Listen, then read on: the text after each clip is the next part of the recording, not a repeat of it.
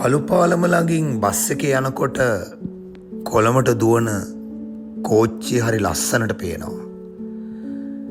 උඩරට මැණිකේ පොඩි මැණික විතරක් නෙමෙයි.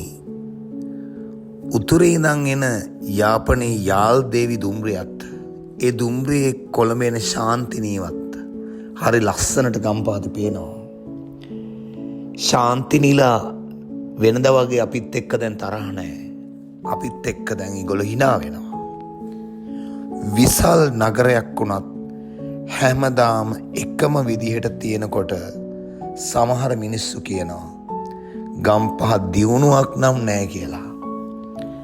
ඒත් මට හිතෙනවා හැමෝම වෙනස් වෙද්දී වෙනස් නොවි පවතින්න පුළුවන් වෙන එකත් දියුණුවක් වෙන්න බැරිද කියලා.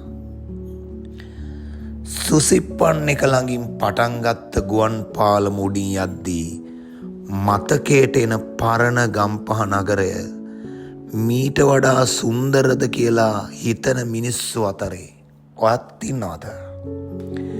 නැත්නම් ලස්සනම ලස්සන යෞවනයන්ගෙන් පිරුණු සෙනසුරාදාවක් නිර්මාණය කරන නගරය ඊට වඩා ලස්සනයි කියලාද ඔයාට හිතෙන්නේ? මෙන්න ගම්පහ විශිෂ්ටතම ප්‍රතිඵලය.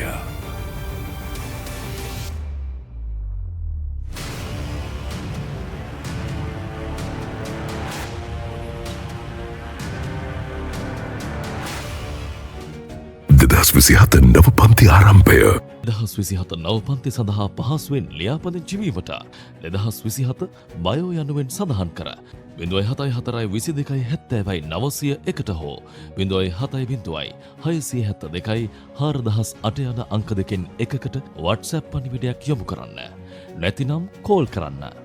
2025 බයෝලොජි ෆුල් පේපර් ක්ලාස් ආරම්භයි. 2025 හෝ 26 අලුතින් සම්බන්ධ වන දරුවන්ටද තමන් විභාගයට මුහුණ දෙන අවුරුද්ද සමග බයෝ ලෙස සඳහන් කර ඉහත WhatsApp අංකයට පණිවිඩයක් යොමු කිරීමෙන් පන්තියට සම්බන්ධ විය හැකිය.